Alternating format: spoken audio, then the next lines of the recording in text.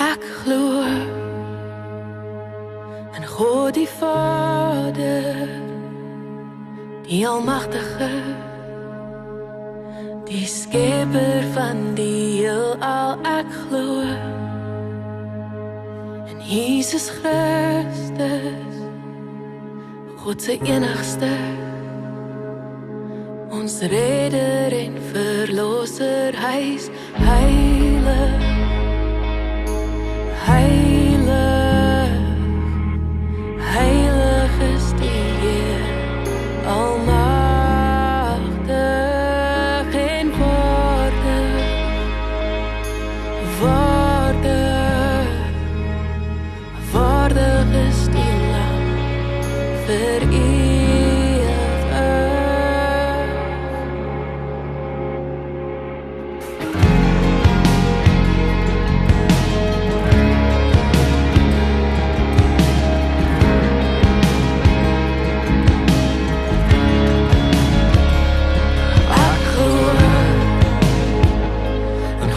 Immanuel, hy wat vir ons is, hy omring ons in sy glorie. Ek glo,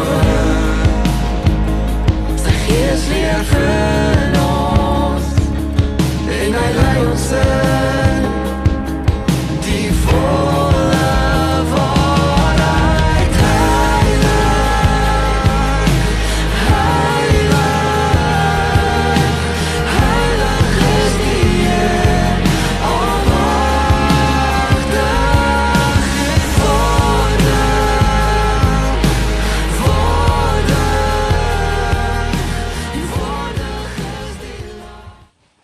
Goeiemôre almal, dit is 'n heerlike Woensdag.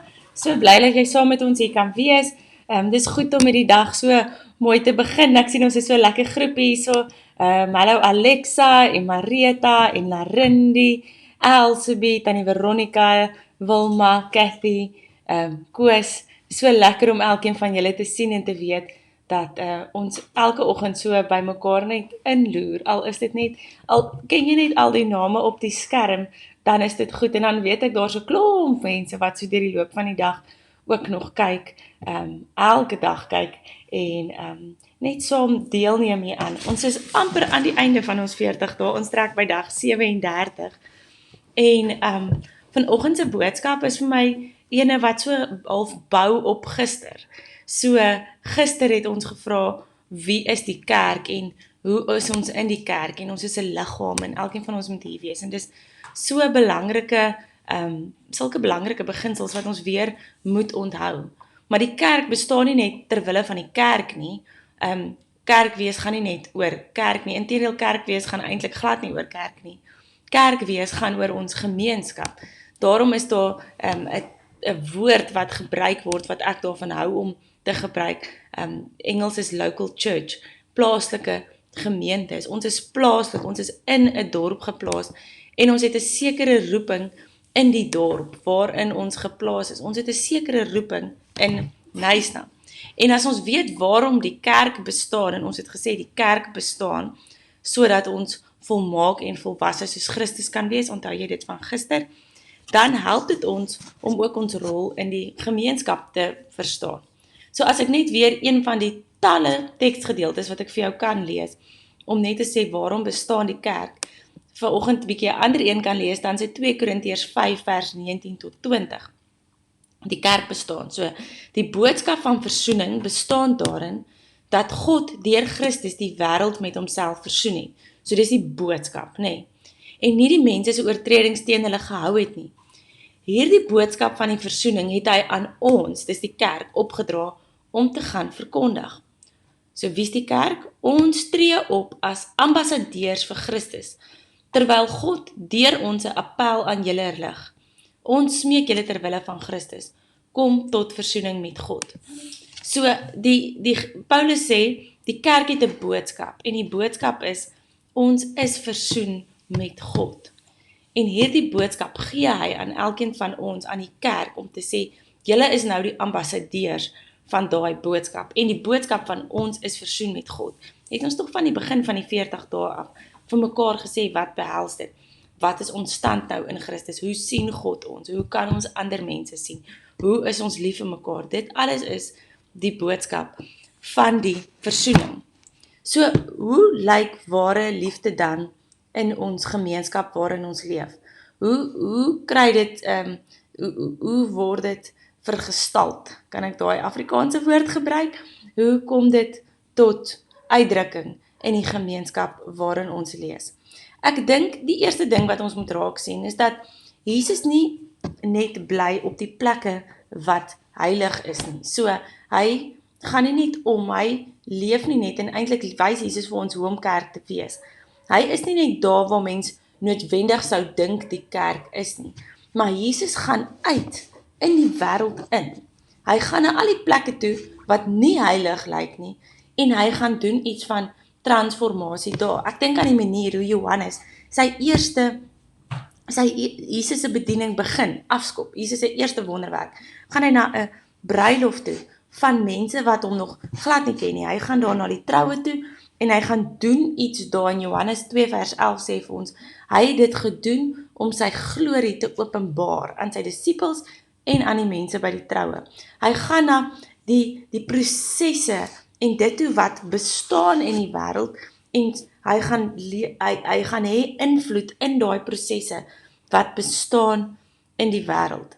En dan sê Jesus vir sy volgelinge om dieselfde te gaan doen. In die bekende Lukas 10 en Matteus 10 word dieselfde verhaal vertel. En Jesus sê daar vir hulle, gaan in die gemeenskap in.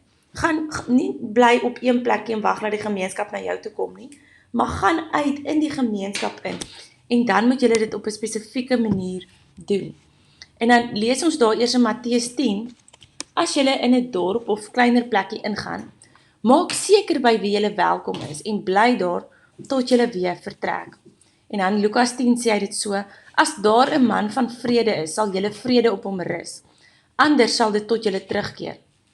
Maak die siekes gesond wat daarin is en sê vir hulle, die koninkryk van God het naby julle gekom. So hy sê basies, gaan uit in die wêreld in en gaan soek ontvanklike harte. Gaan soek plekke waar hierdie boodskap van versoening ontvang kan word. So, daar is reeds iemand van vrede, soek daai persoon van vrede, deel die goeie nuus met die persoon van vrede, en dan bring die openbaring van wie Jesus is, in die strukture wat bestaan. Nou weet ek nie, wat is die strukture wat bestaan waar jy is nie. Miskien is daar strukture wat bestaan in jou kind se skool, in jou rolbalklub, in jou familie waarin jy is. Strukture wat bestaan by die ouervereniging waar jy betrokke is, by die sportklub waar jy betrokke is. Dalk vlieg jy duwe, of dalk is jy betrokke op een of ander manier in jou gemeenskap, in jou vriendekring. Gaan in daai struktuur in, verkondig die goeie nuus, kyk waar daar vrede is, waar daar ontvanklike harte is, en gaan hê 'n invloed daar. Want ons werk is om hierdie versoening, dat God vir ons kom sterf het, dat Jesus vir ons kom sterk het, om dit duidelik te maak. En dan sien ons dat Jesus ook in hierdie strukture ingegaan het, selfs die struktuur van die institusie van kerk, en waar dinge nie in lyn was met die boodskap van versoening nie, het hy 'n bepaalde ding daaroor gesê. Op 'n stadium sê hy vir die fariseërs, en hulle praat oor of hulle het ons nou gegaan oor hierdie geestelikheid en oor godsdienstigheid, dit het ons al oor gepraat. Dan sê hy vir hulle, julle bestudeer die skrifte, omdat julle meen dat julle daarin die ewige lewe sal kry. Dis juist daar die skrifte wat oor my getuig. So ek sien, as Jesus reg wys, dan is dit die hele tyd 'n vinger wat na hom toe wys. Nie vergeet van die skrifte nie, maar dit gaan nie oor die skrifte nie. Dit gaan nie oor iets anders as Jesus nie. Dis die skrifte wat oor my getuig. Julle wil nietemin nie na my toe kom nie, sodat julle die ewige lewe kan ontvang nie. Trouwens, Jesus gee 'n hele bergprediking oor hierdie boodskap, en aan die einde van die bergprediking in Matteus 5 tot 7, dan sê hy, elkeen wat na my woorde luister en daarvolgens handel, is soos 'n verstandige persoon wie se huis op rots gebou is. So dit gaan oor Jesus se woorde. Ek hoop jy sien dit, dat dit gaan oor Jesus. Dan sê hy, bou jou huis op Jesus, al val daar 'n stortbui, al kom die vloedwater af, al woed daar stormwinde teen die huis, sal dit nie in mekaar stort nie, want sy fondament is stewig op die rots vas, die rots wat Jesus is, nê. Elkeen wat na my woorde luister en dit nie doen nie, sal wees soos 'n dwaas wie se huis op die sand gebou is. Wanneer daar 'n stortbui val en die vloedwater afkom en die stormwinde waai, sal daardie huis heeltemal in mekaar stort. So dis wat Jesus gegee. Hy sê, hy gee vir ons as sy kinders die mandaat. En die mandaat wat hy vir ons gee is, julle is met God versoen. Gaan vertel nou vir die wêreld dat die wêreld met God versoen is. Op 'n stadium in 1 Petrus 2, dis 'n teks wat ek sommer nou aan dink, wat ek spyt is ons nie hierin het nie. Hy sê die wêreld is onderworpe aan 'n proses van agteruitgaan. Alles word slegter. Alles gaan agteruit. Jesus het gekom om daai proses van agteruitgang 'n proses van vooruitgang te maak, van heel word te maak, van beter maak te maak. Ons het die goddelike opdrag om daar waar ons kom, dinge beter te maak, beter te laat werk, dinge in stand te hou, sodat dit beter kan werk. Oefen daai invloed uit. Dis 'n invloed wat hy vir my en vir jou gegee het. En dan sluit ek af met Romeine 1, vers 16 tot 17, wat sê, I'm not ashamed of the gospel, for it is the power of God for salvation, from his wrath and punishment, to everyone who believes in Christ as Savior, to the Jew first and also to the Greek. For in the gospel the righteousness of God is revealed, both springing from faith and leading to faith. So dit kom uit ons geloof uit, kan ons dit doen, bewerk ons die geregtigheid van God, die reg wees met God, en dit lei tot geloof. Disclosed in a way that awakens more faith. So dis amper weggesteek, en wanneer dit gebeur, wanneer hierdie vooruitgang waarvan ek net gepraat het gebeur, wek dit meer liefde of geloof in ons op.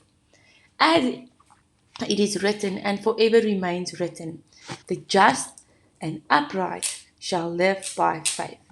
Kom ons gaan in ons gemeenskap in. En ek weet dis vanoggend mense van verskillende gemeenskappe. Mense wat ek wat uit die Kaap uit hier inskakel, mense wat uit ander plekke hier inskakel.